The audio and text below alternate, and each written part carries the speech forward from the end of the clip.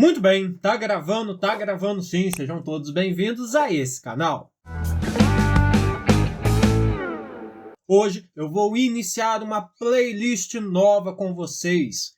Vou falar de estatística, matéria essa que desde quando Enem é Enem, desde a sua primeira edição, é uma matéria muito cobrada nas questões de matemática. Então, bora comigo começar a caminhar dentro da estatística. Serão 3 vídeos muito esclarecedores. Então, vamos começar com os conceitos básicos de estatística.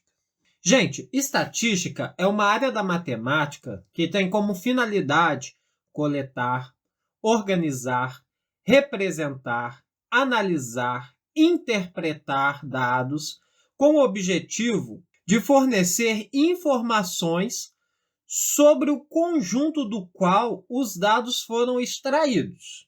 Então, essa é a finalidade da estatística. E ela pode ser organizada, representada através de gráficos, tabelas, listas e etc.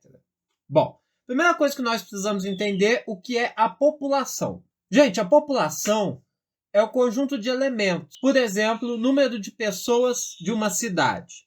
Em outras palavras, é o conjunto formado por todos os elementos envolvidos em uma pesquisa. Por exemplo, um instituto de pesquisa deseja estudar a tendência do eleitorado quanto à preferência entre 5 candidatos à presidência da República.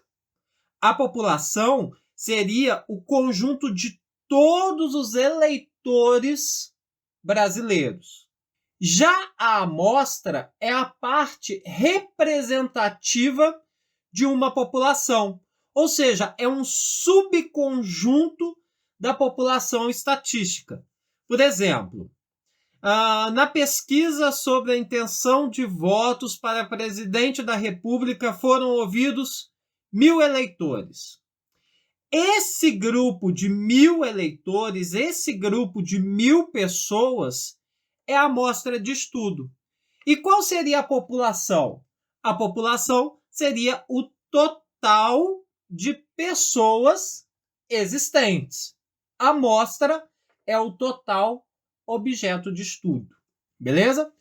E existe também a variável. A variável, ela depende da abordagem da pesquisa, ou seja, da pergunta que vai ser feita. Por exemplo, se eu perguntar qual a marca de carro existente, e vai surgir várias marcas, não é verdade? Mas se eu perguntar para uma pessoa qual a sua marca de carro favorita, por exemplo, a minha pode ser Ford, Volkswagen, Fiat e Peugeot. Mas eu sei que existem outras marcas, né? Mas as minhas preferidas são os exemplos que eu dei, que são os exemplos de resposta. Beleza? Beleza.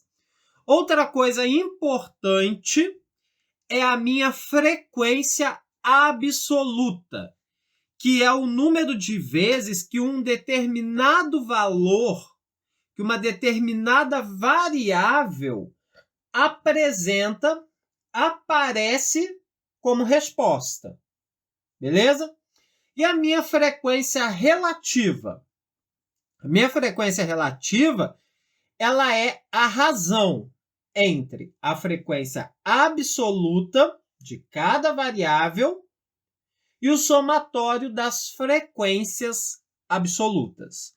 Em outras palavras, eu podia dizer que a minha frequência relativa ela é igual à frequência absoluta dividido pela minha amostra, ou seja, pelo número de frequências absolutas que existem.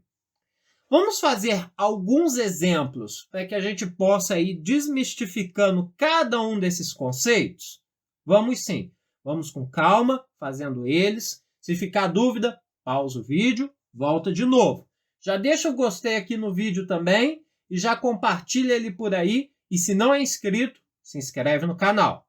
Então vamos ver esses exemplos. Em uma pesquisa eleitoral de determinada cidade, foram questionados 200 eleitores sobre suas intenções de votos entre os candidatos Alberto, Beatriz, Carlos e Daniel. O resultado dessa pesquisa foi que Alberto tinha 45 das intenções de voto, Beatriz tinha 40, Carlos tinha 60 e Daniel tinha 35. Sabendo-se que 20 pessoas não responderam à pesquisa ou disseram que votariam em branco ou nulo. E com base nesses dados, monte uma tabela e determine nela a frequência absoluta e a frequência relativa dessa pesquisa eleitoral. Bom, a minha amostra são 200 eleitores. Dentro de uma cidade que tem não sei quantos eleitores, eu peguei uma amostra de 200 eleitores. Então, a parte da minha população, 200 eleitores. Então, eu vou pegar essa tabela aqui agora e nela vou escrever a frequência absoluta, ou seja, o número de eleitores que votou em Alberto, o número de eleitores que votou em Beatriz, o número de eleitores que votou em Carlos, o número em Daniel, brancos, nulos e abstenções, e o total. Então tá aqui, foi 45 Alberto, 40 Beatriz, 60 Carlos, 35 Daniel, brancos, nulos e abstenção 20, e o total de votos, a minha amostra, 200, que é a soma de cada um desses itens, beleza? Beleza. Essa é a minha frequência absoluta, ou seja, o número de votos que cada um recebeu. A minha frequência relativa, ela vai ser o quê? Vai ser a minha frequência absoluta dividido pela minha amostra. 45 dividido para 200 vai dar 0,225. E isso corresponde a 22,5%. Professor, como é que você sabe que é por cento? Olha só que legal. 0,225. Eu sei que o símbolo de porcentagem ele é um valor dividido por 100.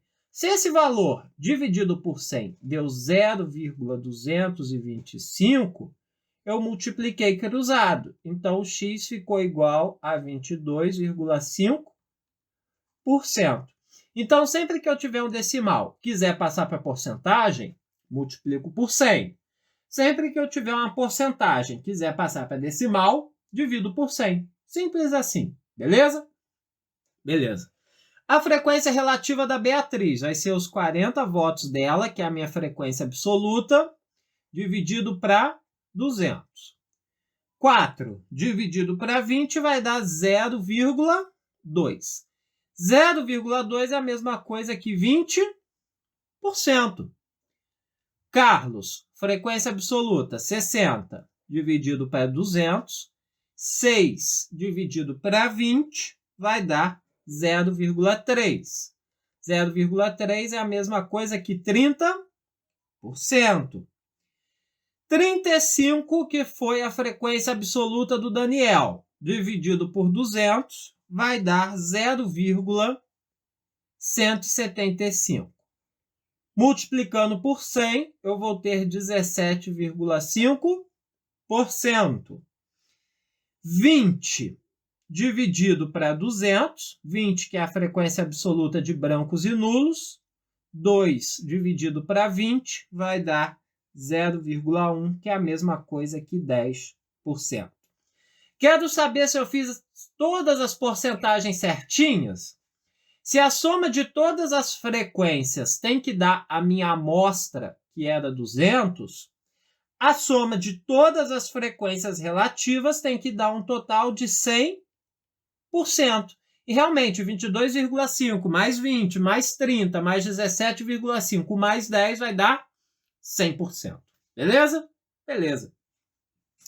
Essa foi uma representação em tabela. Eu peguei o nome dos candidatos, do lado coloquei a frequência absoluta, ou seja, o número de votos que eles receberam, e do lado eu calculei a frequência relativa, quantos por cento do total da amostra cada um recebeu.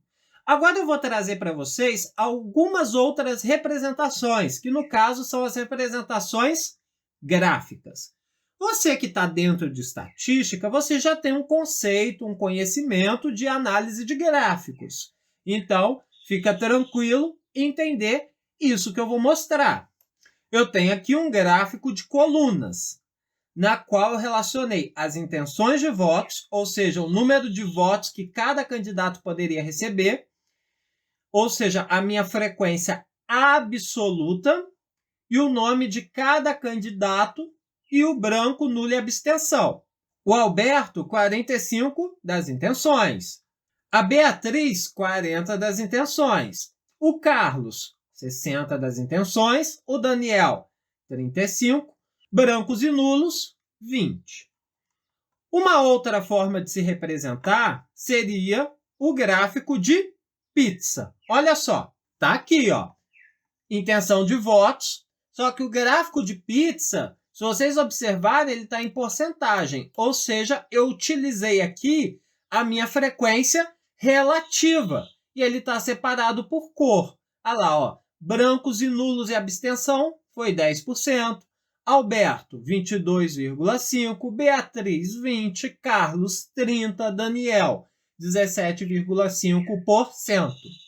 E uma outra representação também, que pode ser a de gráfico de barras. Então, eu tenho aqui, ó, no eixo Y, eu tenho os candidatos, e no eixo X, eu tenho as intenções de votos. A frequência relativa, estou usando a porcentagem. Aí, ficou representado aí cada um, né? Branco 10%, Daniel 17,5%, Carlos 30%, Beatriz 20% e Alberto 22,5%. Então, essas são as formas de representar por tabela, por gráficos. Ainda existem outros tipos de gráficos, tá? Mas esses aí são os principais e os que mais aparecem. Aparece também o gráfico de linhas, mas é o que representa uma progressão. Então, também é fácil de ler. Ele é bem similar ao de barra, só que ele é por momentos. Beleza? Beleza. Vamos ver agora um outro exemplo para a gente encerrar com chave de ouro esse nosso vídeo. Esse passarinho está me retando. Em uma lagoa, são registradas temperaturas médias diárias durante 30 dias para fim de estudos. Organize essas informações em uma tabela de intervalo de classe, indicando a frequência. Bom, intervalo de classe, gente, como existe muitos números para mim poder representar na tabela, eu posso fazer dessa forma. Por exemplo, de 16,1 até 17,8. Quer dizer que vai entrar nessa frequência todos os números que vão de 16,1, incluindo o 16,1, porque tem essa barrinha aqui em pé, até o 17,8, sem incluir o 17,8. Beleza? Beleza. Aí eu vou olhar aqui na minha lista.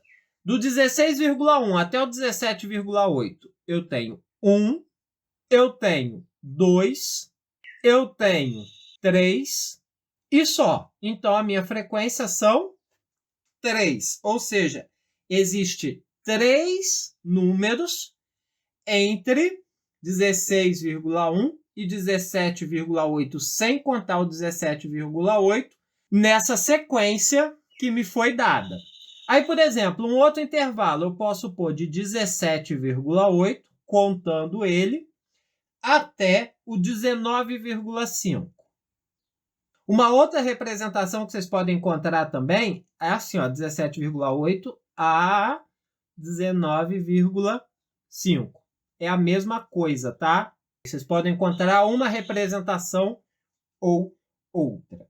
De 17,8 a 19,5, eu tenho 1, 2, 3, 4, 5, 6, 7 e 8. Eu tenho 8 valores. Agora, por exemplo, de 19,5, o 19 conta porque tem a barrinha em pé, até o 21,2. Eu vou ter 1, 2, 3, 4, 5, 6, 7. Agora eu posso pôr de 21,2 até 22,9. Então eu vou ter 1, 2, 3, 4, 5, 6, 7, 8. Uma frequência de 8 dados nesse intervalo, não é verdade? Agora eu posso pegar de 22,9 até 24,6. Eu vou ter 1, 2, 3, 4. 4 dados. E por último, de 24,6 até 26,3, eu vou ter apenas um dado. Eu consigo observar que o intervalo de classe aqui é de 1,7. Se o problema não estipular para vocês que o intervalo seja de 1,7, ou de 1,8, ou de 2, de 5, vocês podem fazer da melhor forma possível, beleza? Muito bem. Essa questão 2 era só isso. Eu queria saber essa frequência, beleza? Se eu tivesse perguntado para vocês a frequência absoluta, vocês fariam o quê? Pegariam o total de dados aqui, que são 31, corrigindo aqui, é 31 dias, tá? São 31, e você pegaria 3 dividido para 31, 8 dividido para 31, 7 dividido para 31, 8 dividido para 31, 4 para 31 e 1 para 31. E essa soma de todas elas teria que dar 100%, beleza? Por enquanto é só. Se vocês estão gostando desse conteúdo, deixa o gostei, se inscreve no canal, ativa as notificações, assista esses vídeos que eu vou deixar indicados por aqui e compartilhe o nosso conteúdo por aí. Forte abraço e até a próxima. Fui!